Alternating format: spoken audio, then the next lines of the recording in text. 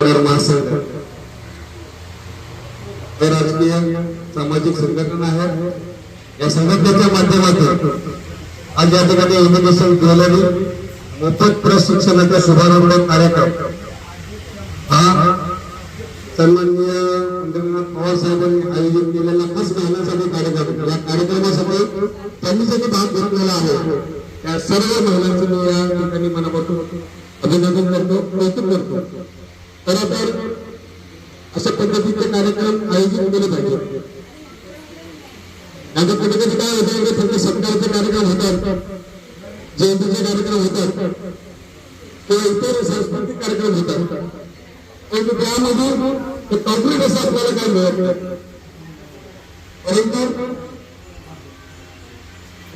राष्ट्रीय महासंघ असलेले पंढरीनाथ पवार साहेबांच्या माध्यमातून आज या ठिकाणी महिलांसाठी जो कार्यक्रम आयोजित केलेला आहे, हा कार्यक्रम म्हणजे त्यातून निश्चित काहीतरी भेटणार आहे।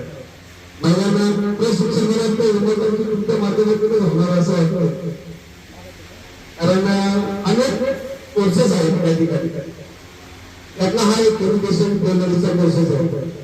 आंतरराष्ट्रीय सगळे इमारती कार्यक्रमामध्ये मला काम करतात अधिकारी आहेत, अनेक अशा पद्धतीचे कोर्सेस आहेत। त्या कोर्सेसचा महिलांना चांगल्या पद्धतीने वापर करून घेता येऊ शकतो। मग काही कोर्सेस मोफत आहेत, परंतु काय होते आपल्या महिलांपर्यंत पोहोचत नाही। आज खरंच आज या राष्ट्रीय महासंघाच्या माध्यमातून आता त्या पवार साहेबांनी एक महिलांसाठी चांगला कार्यक्रम दिलेला आहे। कारण हा कार्यक्रम मला वाटतं आयोजन महिलांनी करायला पाहिजे, परंतु आमचे पवार साहेबांनी केला आणि पवार साहेब कसं सिनियर आहे, म्हणजे पाहायला गेलं तर या पदावर असलेली व्यक्ती कुठला कार्यक्रम आयोजित करत नाही। आयोजित कार्यक्रमामध्ये फक्त भाषण करायला, पुष्पगुच्छ द्यायला आणि रजून कापायला जातात, परंतु असं व्यक्तिमत्व आहे की हे स्वतः शकतात।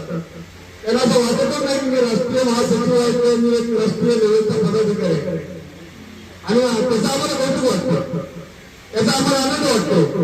आणि अशा व्यक्तीच्या मार्गदर्शनाखाली जेव्हा आमची वाटचाल होते तेव्हा आम्हाला असं वाटतं की आम्ही समाजासाठी निश्चित काहीतरी चांगलं करू शकतो। आज या ठिकाणी आमच्या भगिनी माझे नगरसेवेचा भावी आमदार संजय जोशी आहेत, त्यांना आपल्याला ऐकायचं त्यांचे सुद्धा महिलांसाठी खूप कार्यक्रम होतात।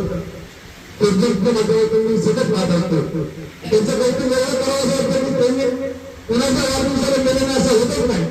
आता माझ्या पण वाढदिवसाला घरी येऊन गेल्या, तेव्हा मला तुमचं कौतुक वाटतं, म्हणजे विसरतच नाही का ज्या व्यक्ती माझ्या संपर्कात आहे त्या व्यक्तीच्या वाढदिवसाला किंवा इतर कार्यक्रमाला कोणताही कार्यक्रम होतो त्या पोस्टात त्यांच्या सुद्धा मनापासून महिला असं मी कौतुक करतो।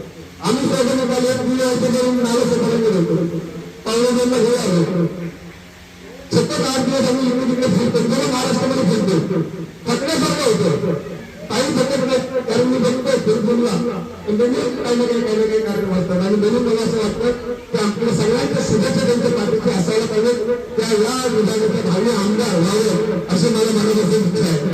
आपण सगळ्यांनी शुभेच्छा केली। राष्ट्रसंघाच्या महासंघाचे काम करत असताना सन्माननीय राष्ट्रीय नेते